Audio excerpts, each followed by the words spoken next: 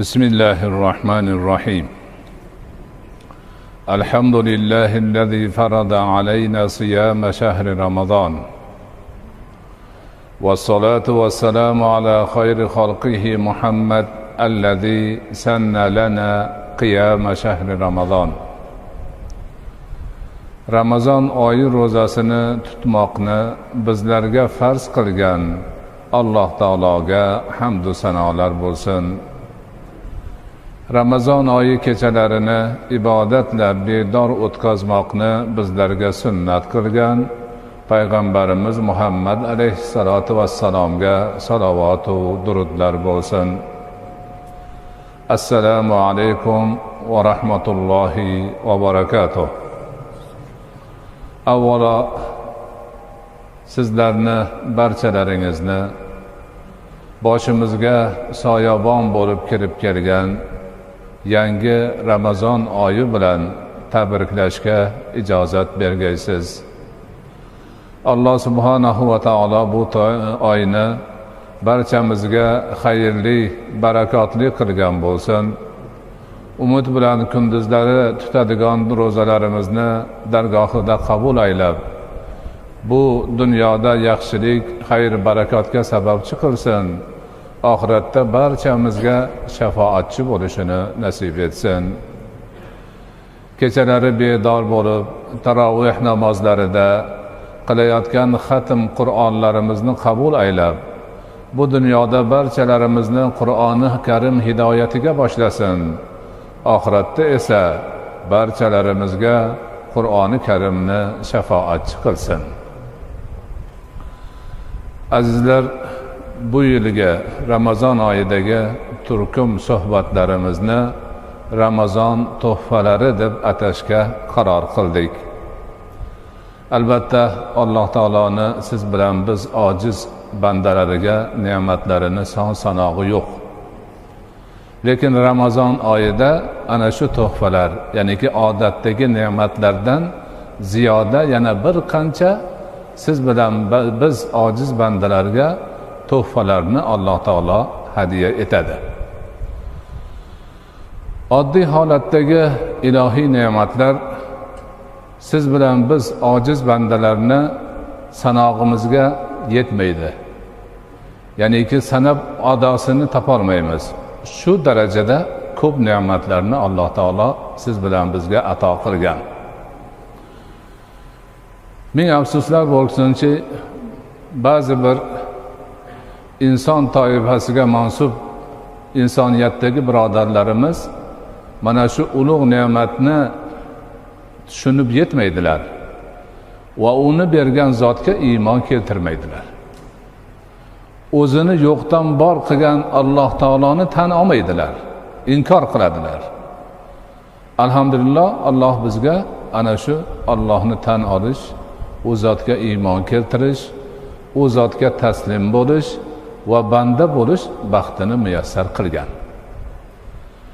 Endi ana shu iymon ne'matiga, Allohni ubudiyati, bandaligini bajarishga kirishgan insonlarning ichida ham ma'rifatlar saviyasi har xil.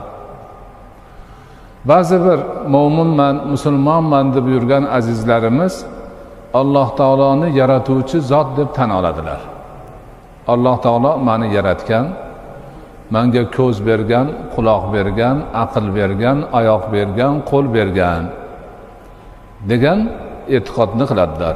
Bu juda to'g'ri e'tiqod.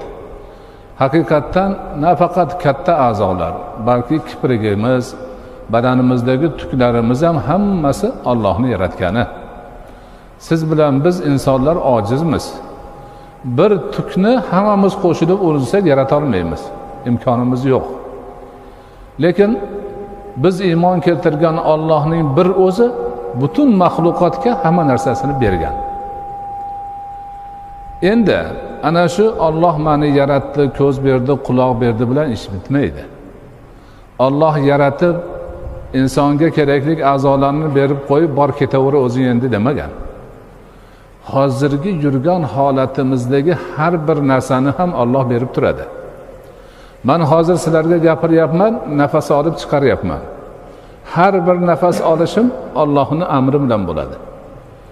Har bir nafasni chiqarishim Allohning amri bilan bo'ladi.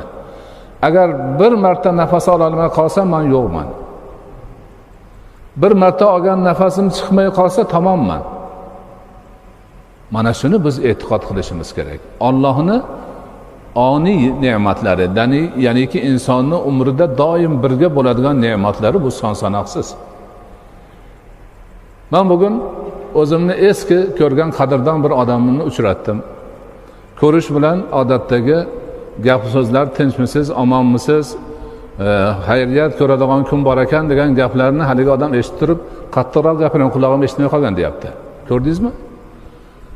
Alloh o'sha insonga necha yil eshitish ne'matini berdi, bugun olib qo'yibdi. Men bilan gaplashgani kelgan, meni gapimni eshita olmayapti. Mana shu narsalarni biz tushunishimiz kerak. Alloh meni yaratgan degan yaxshi. Menga mana ne'matlarni bergan deb tan olgan yaxshi. Lekin hammamizni, butun olamni Alloh yaratgani bilan birga tutib turuvchisi hamdir. Mana bu ne'matlarni biz sanab oxiriga yeta olmaymiz. Bularni tan olganimizdan keyin yil 11 oy yuribmiz, qo'limizdan kelgan ibodatimizni qilyapmiz, taqvoyimizni qilyapmiz, yana boshqa faoliyatlar, bandaga oid ishlarni qilyapmiz. Ramazon kelganda Allohning odatdagidan ko'ra ortiqcha bizga ne'matlari bor, ana shularni tuhfalar deymiz. Ana shularni tuhfalar deymiz. Misol uchun, Ramazoniy tuhfa nima? Birinchisi mana shu Ramazon oyini ro'zasini tutish farz. Boshqa 11 oy butun vujud bilan berilib ro'za tutsa, bu oyni bir kun ro'zasini o'rniga o'tmaydi. Ana katta tuhfa. Mukofot. Bandalik qilaman degan insonlar uchun Allohning bergan imkoniyati, sharoiti. Bir kun ro'za tutishimiz, qolgan 11 oyni hammasini tutishimizdan Ramazonniki afzal, chunki bu farz. Ana Ramazonning tuhfasi. Bu ro'za ibodati deb atalmish ibodat boshqa ibodatlardan farqi nima? Bu ibodatning farqi insonni irodasini mustahkamlash. Insonni insonligini ta'kidlash. Allohga banda ekanligini o'rnatish va boshqa ko'pgina xislatlarini tarbiyalaydigan ibodatdir. Chunki boshqa ibodatlarda Allohning amri bor. Buyurgan, uni qil, buni qil, uni qil, buni qil degan. Bu ibodatda qilma bor. Nahiy bor, qaytariq bor. Yema, ichma, lazzatlanma. Qaytariq bor. Demak, insonni qaytarish, uni ko'ngli tusab turgan narsadan man qilish, bu buyuk bir ilohiy hikmatdir. Mana shu man qilish bo'lmasa, insonni hayvondan farqi qolmaydi. Hayvonlar hammasi jonzot, biz ham jonzotmiz. Hayvonlar bizdagi kabi yemoq bor, ichmoq bor, farzand ko'rish bor, jins bor. Lekin ularda qaytariq yo'q. Hayvonlar hammasi jam bo'lib urinsa ham bitta narsadan qaytisha olmaydi. Man qilish qobiliyati ularda yo'q. Shuning uchun ularni hayvon deyiladi. Bizi inson bo'lishimiz, Alloh taolo yaratgan narsalarni barchasidan aziz va mukarram bo'lishimizga Alloh taolo shu man qilishi qobiliyatini berib qo'yganidan. Alloh bizga shu qobiliyatni o'zi bergan. Falon narsani qilma desa, inson qilg'isi kelib tursa ham qilmay turish imkoni bor. Shuni Alloh tuhfa qilib bergan bandalarga, odam zotiga. Odamning ulug'ligi shunda.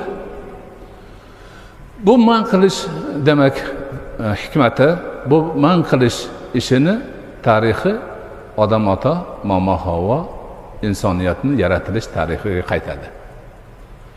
Ana shu buyuk tarixni eslaydigan bo'lsak, Alloh subhanahu va taolo barcha butun borliqdagi narsalarni bo'ldug'di bo'lib qoldi. Bir og'iz so'z, kun. Kun degani arabchada bo'l degani. bo'ldi, butun borliq paydo bo'ldi, yaraldi. Ana o'shandan keyin Alloh bandani, ya'ni odam zotini bo'l demadi. Tuproqqa suv quydi, loy qoridi, qo'li bilan tanasini yasadi va o'zini ruhidan jon pufladi, keyin odam bo'ldi. Ana odamligi ulug'ligi shunda. Butun boshqa mahluqotlar hammasi bir so'z bilan bo'lgan. Odamni yolg'iz o'zi Allohning qo'li bilan tanasi yasalgan, Allohning ruhidan unga jon kirgan. Ana o'shandan keyin undan, ya'ni odamdan uni jufti Havvoni yaratdi. Ikkovlarini ulug'ladi va jannatga kiritdi. Jannatga kiritib turib aytdiki, kulu minha haythu shi'tum.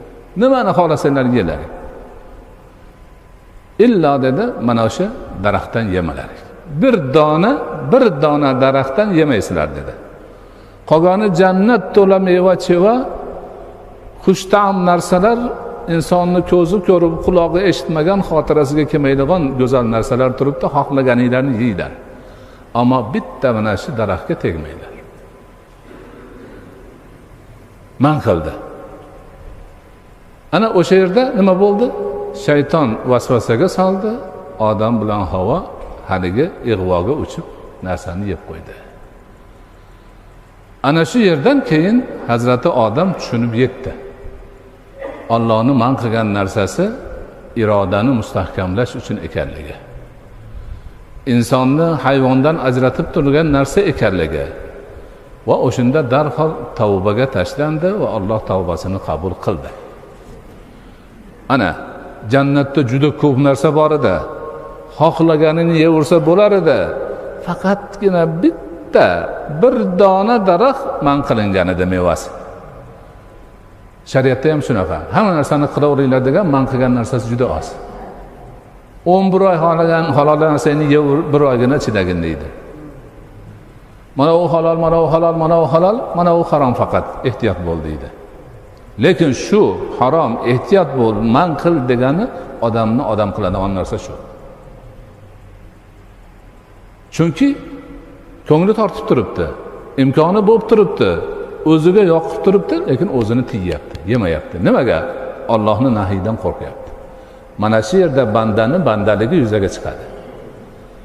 Allohning robligini tan olishi yuzaga chiqadi. Ana o'sha ulug' narsadir. Roza aynan mana shu man qilish ibodatini yuzaga chiqaradigan ibodat o'laroq Allohning siz bilan bizga buyuk to'hfasidir. Nima uchun shunday bo'ldi? Chunki inson faqatgina inson emas, balki Allohning yer yuzidagi xalifasi, o'rinbosaridir. Insonni buyuk ishlar kutmoqda. Allohning yo'lida xizmatlar kutmoqda. Butun borliqni eng aziz a'zosi bo'lish, Allohga bo'lgan iymonni yer yuzida qaror topishi uchun harakat qilish, Allohning amriga yurib qaytarganidan qaytarish mas'uliyati turibdi.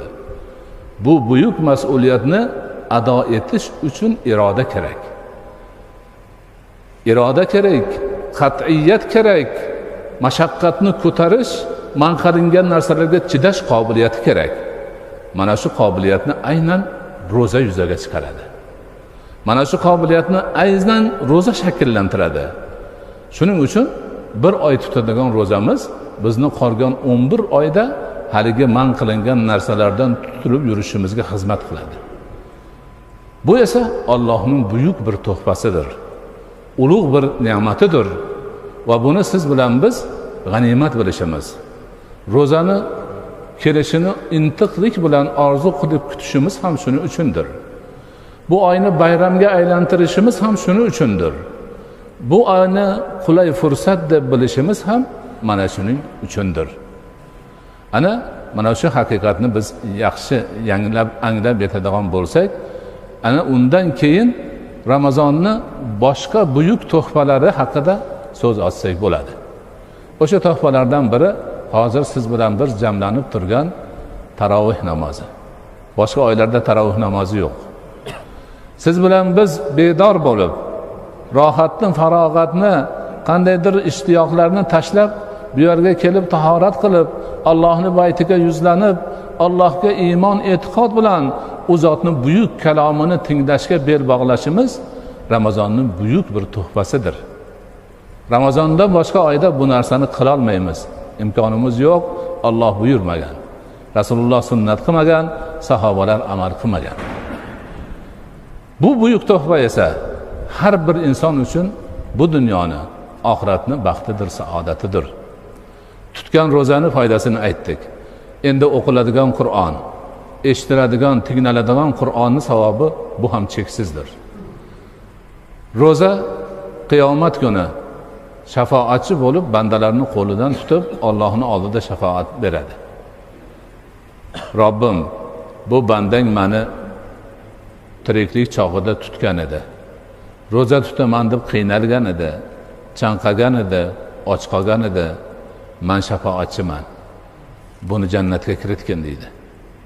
Alloh hali shafoatni qabul qilib jannatga kiritganda ham ro'zadorlarga atalgan Rayyon deb o'targan eshikdan kiritishga buyruq bo'ladi. Qur'oni ham xuddi shunday. Qur'on ilohiy dastur. Bu dunyodagi qiladigan amallarimizni chizib bergan, ko'rsatib bergan dasturimiz shu Qur'on, ilohiy kitob. Xuddi shu Qur'on qiyomat kunida yana bizga shafoatchi bo'ladi. Allohning huzurida turib bizga shafoatchilik qiladi. Robbim, mana bu bandang meni o'qigan edi, tinglagan edi. O'qiyman, tinglayman deb uyqudan qolgan edi, qiynlangan edi. Men guvohman. Men shafoatchiman. Buni jannatingga kiritgin deydi. Alloh shu Qur'onni shafoati ila inshaalloh ahli Qur'onlarni jannatga kiritadi, jannatni oliy maqomlarini ado etadi. Mana shu hozirgi o'qilayotgan, tinglanayotgan xatmi Qur'ondagi Qur'on tilovatini har bir harfiga savob bor. Har bir harfiga, so'ziga emas, harfiga. Har bir harfga berilgan savob 10 marta ko'paytirib beriladi. Ana bunaqa baxt ham Ramazondan boshqa oyda yo'q. Ramazon oyi rahim shafqat oyi, mehribonlik oyi. Mo'min musulmonlar bir-birlariga rahim shafqat ko'rsatadi, mehribonlik ko'rsatadi, yordamlar uyushtirishadi, holidan xabar oladi, bechoralarning boshini silaydi. Demak, yo'qsullarga taom beradi, kiyim beradi, kerakli narsalarini beradi, boy badavlatlarga zakot beradi. Yana shunga o'xshagan demak mehribonlik ishlari nihoyatda katta bir ko'lamda olib boriladi. Ramazonning sharofatidan yaxshilik ko'rmagan, sadaqa fitridan bahramand bo'lmagan, zakotlardan bahramand bo'lmagan, iftorliklardan, xayr ehsonlardan bahramand bo'lmagan odam qolmaydi. Hammasi xayr, hammasi baraka, hammasi Ramazoni sharifni tuhfasi hisoblanadi. Ramazoni sharifda bugungiga o'xshagan ilmiy suhbatlar bo'lishi, ma'rifiy muloqotlar bo'lishi islom ummatining siymosidir. Rasul akram alayhisolatu vassalomning davrlaridan boshlab mana shu holat bo'lib kelyapti. Hozir ham hamma yoqda shu narsa bor. Bu esa eng katta tuhfalardan biridir. Chunki ilmsiz, ma'rifatsiz hech narsaga erishib bo'lmaydi. Mutlaqo mumkin emas. Hozir muhtaram Abdulazim domla bir gapni aytib berdilar. Bir qo'shinlari shaharda kecha bu kishidan bir og'iz shu diniy taqvimni olib, ko'rib, ta'sirlanib, Alloh taolo ko'ngliga solib, bugun umrida birinchi marta ro'za tutibdi. Agar o'sha taqvim bo'lmasa yana tutmas edi. Ya'ni taqvim degan namoz vaqtini ko'rsatadigan, iftorlik vaqtini bildiradigan jadvalni ko'rib ma'rifat hosil bo'libdi. Ma'rifat qalbiga uribdi. Qalbi uni undab umri bo'yi saharlikka turmagan odam saharlikka turib ro'za tutibdi. Ana ma'rifatni kuchi qanday? Alloh shunaqa qilib qo'ygan buni. Shuning uchun biz mo'min musulmon ummati, ilm ummati, ma'rifat ummati. Doim ma'rifat, ilm orqasidan bo'lishimiz kerak. Chunki avval aytganimizdek, ilmsiz, ma'rifatsiz bir narsaga erishib bo'lmaydi. Namozni ham o'qib bo'lmaydi, ro'zani ham tutib bo'lmaydi, qornini ham to'yg'izib bo'lmaydi, ustini ham but qilib bo'lmaydi, mumkin emas. ayniqsa o'sha ma'rifat ilm islomiy ma'rifat bo'lsa, islomiy ilm bo'lsa, ikki dunyoni baxtiga bo'ladi. Nafaqat bu dunyoni, oxiratni ham baxtiga, saodatiga yetaklaydi. Shuning uchun qo'limizdan kelganicha urinyapmiz, mana aytilyapti, yozilyapti, chizilyapti, gapirilyapti, xalqda bir ma'rifat hosil bo'lsin deb. Ma'rifat bo'lmasa, haligi roza tutmayotgan odamdek o'taveradi odam. Kimligini ham bilmaydi, qayerdan kelganini ham tushunmaydi, qayerga borishini ham bilmaydi. Hech narsa boshqalardan farqi yo'q ketaveradi. Lekin ma'rifati bo'lsa-chi, kimligini tushunib yetadi. Bandaligini anglaydi. Robbisi borini tan oladi. Oxirat borligiga ishonib yetadi. Oxiratda go'zal bir oqibatim bo'lsin degan urinishni qiladi.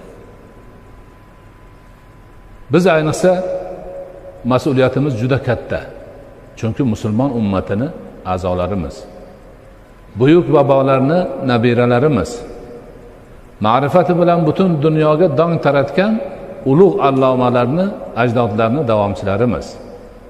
Lekin ichimizdan shu ma'rifatdan foydalanib nomi chiqqan xalqdan o'laroq bo'lib turib, bobomiz nima qilganini bilmay tursak, ishimiz chatoq. Menga o'tgan haftada bir yosh yigit xat yozyapti.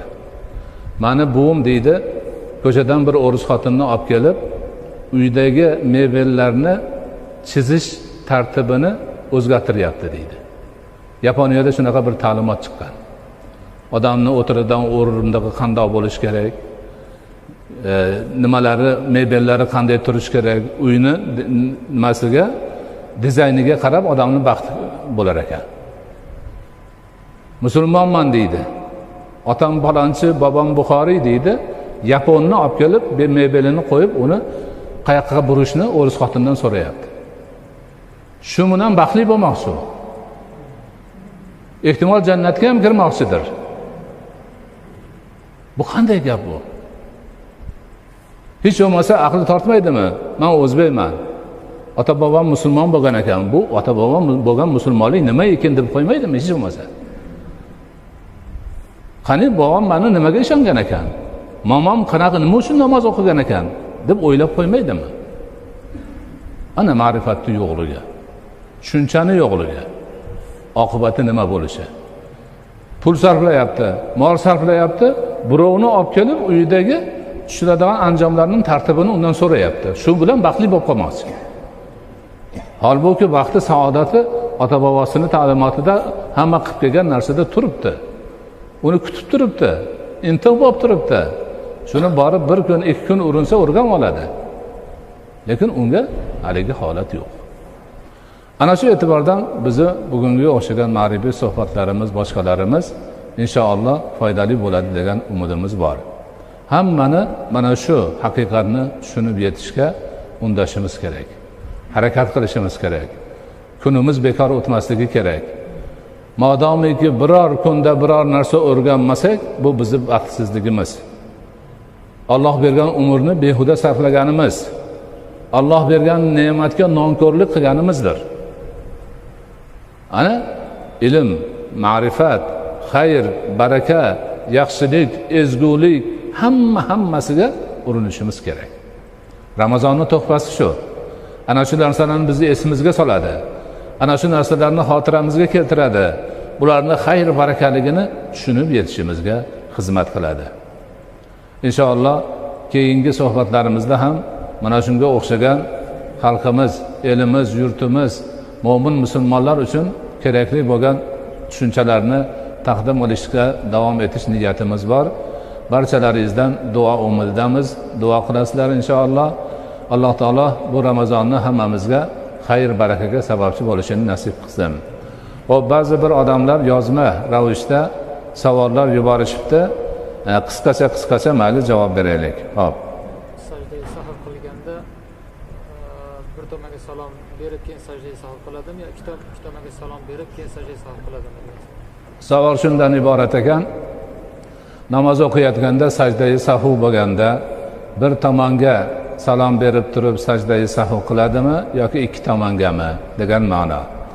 Bu savolning chiqishiga shu ikki narsani odamlar ko'rgan, shuning uchun biroz faromush xotir bo'lishgan so'rashyapti. Xo'p, bir tomonga qilish imomga tayin qilingan. Chunki imom ikki tomonga qilsa, odamlar namoz tugabdi deb o'ylab qoladi. Yakka o'qiyotgan odam ixtiyori o'zida. Bir tomonga qiladimi, ikki tomonda qiladimi? Chunki o'zi bilib turibdi. Quyoshda isigan suvga tahorat qilsa, g'usl qilsa bo'ladi. Xo'p, quyoshda isigan suvda tahorat va g'usl qilsa bo'ladimi degan savol. Bu ma'nodagi demak savollarga javob eski kitoblarimizning barchasida makruhdir. Makruh degani yaxshi emas. Yaxshi emas. Qilsa o'rniga o'tmay qoladi emas, lekin yaxshi emas degan. Keyinchalik ulamolar mulohaza qildiki, o'sha obtovda, faqat obtovdagina isigan suvlarda turli mikroblar paydo bo'lar ekan, iste'mol qilgan odamlarga ozor yetish holatlari bor ekan, kasal bo'lib qolish ma'nosida. Muqtadiy imomning orqasida Fotiha surasini o'qiydimi yo'q? Xo'p, iqtido qilgan inson Fotiha surasini imomning orqasida o'qiydimi yo'qmi degan savol, bu savolni menimcha yangi namoz o'qiyotganlar beryapti shekilli. Bizning mazhabimiz bo'yicha o'qimaydi. Imomga iqtido qilgandan keyin barcha o'qilishi lozim bo'lgan narsalarni imomning o'zi o'qiydi. Davlat ishi paytida namoz o'qiy olmasa, unda gunoh yo'qmi? So'ngra o'qib bersa-chi? Yo'q, unaqa gap yo'q. Namozni vaqti tayin, o'sha vaqtida o'qish farz. Boshqa uzrlar yo'q. Inson demak namozini o'zini vaqtida o'qish kerak. Bizning odamlarimizda tartiblik, ta'lim, tarbiya bo'lmaganligi uchun tushunchalari demak o'zlariga xos bo'lib qolgan. Misol uchun ko'pchilik odam soat 1da kelib namoz o'qib yurib, 2da o'qisa bo'larmikin, yo'qmikin deb qoladi. Unaqa emas. Demak, asrni vaqti kirguncha peshinda o'qiversa bo'ladi. Shuning uchun palonida piston degan tushunmovchilik shundan. Xo'p, 1da o'qiyamangiz, 2da, 2 o'qimasa 3da o'qing, 4da o'qing, 4:30da o'qing, asr kirguncha o'qilaveradi. Asr kirgandan keyin endi shomgacha asrning vaqti bo'ladi. Ana o'shani tushunish kerak. Bizda o'sha taqvim qilib qo'ygan, taqvim deganini ko'rib olib, shunda o'qish kerak, boshqa vaqtda o'qib bo'lmaydi degan odamlarimiz tushunchasi bo'lib qolgan. Men tikuvchiman, aksariyat mijozlarim shariatga nomuvofiq kiyim tiktirishadi, to'ylarga, ko'chalarga. Nima qilay? Xo'p, bir tikuvchi so'rayapti, men tikuvchiman, turli kiyimlarni tikaman, jumladan mening mijozlarim shariatga mos kelmaydigan kiyimlarni ham tiktirishadi. Nima qilaman? Sotuvchilar ham so'raydi. Boshqalar ham so'raydi. Demak, bu sotuvchi, tikuvchini ishi kiyim tikish. Kiyim kiygan avratini bekitish boshqa uni mas'uliyati. Uni mas'uliyati. Misol uchun sotuvchi yaxshilab o'sha hamma yog'i to'silgan kiyimni tikib bersa, u kiyib olib ochib yurishi ham mumkin narigini. Shuning uchun kiyimni kiygan javobgar bo'ladi. Tikkan, sotgan javobgar bo'lmaydi. Sotganlar, tikkanlar shu bilan aniq hech ijozati yo'q, imkoni yo'q, gunohga ketishini bilsa, unda uzr aytadi. Misol uchun birov kelib qurol sotib olmoqchi, bilib turibdi-ki, shu bilan borib bir mo'minni o'ldiradi. Uzr aytadi, unga yo'q deydi. Ana o'shanaqa boshqalarga zarar etadigan, o'ziga gunoh bo'ladigan narsalar bo'lsa, uzr aytadi. Bo'lmasa sotuvchilar bu narsa sotolmay qoladi. Tikuvchilar esa tikolmay qoladi. Buni kiyimiga ham javob bersa boshqa odamga. Bir yigit uylanmoqchi ekan, to'ydan oldin ota-onasi bilan o'sha shar'iy to'y qilamiz deb kelishib olishibdi. Lekin xudoandachilik bo'lgandan keyin otasi turyapti, yo'q, o'sha zamonaviy to'y qilamiz, erkak ayol aralash hammasini qilamiz deb nima qilaylik? Bunaqa narsalarni hamma maslahat qilib, mo'min musulmon inson Alloh harom qilgan narsalarni qilmaydi. U alohida munosabatlar bo'ladimi, yolg'iz munosabatda bo'ladimi? Mana shuni tushunish kerak. Ota-ona ham tushunish kerak, bola chaqa ham tushunish kerak. Allohni bandasiman deyapti, musulmon ummatiman deyapti. Demak, musulmonlikni o'zini, demak, qoidalari borligini yaxshi biladi. Ota ham, bola ham, erkak ham, ayol ham, katta ham, kichik ham shunga rioya qilish kerak. Inshaalloh shunda yaxshi bo'ladi. Bismillahirrohmanirrohim. Alloh bu muborak oyni boshimizga sayoban qilib, xayr barakaga sababchi bo'lishini nasib etgan. Bu ma'rifiy suhbatlarimizni ham xayrli, barakotli bo'lib, elimiz, xalqimizga yuqib, bundan bir ma'rifat hosil qilib, hayotlarida va oxiratlarida foyda beradigan ilmlardan bo'lishini nasib etgan. Doimo mana shunday Ramazonlarga qayta sog' salomat kelib, yuz ko'rishib, mana shu ishlarimizni davom ettirib borishimizda o'zing yordamchi bo'lgin.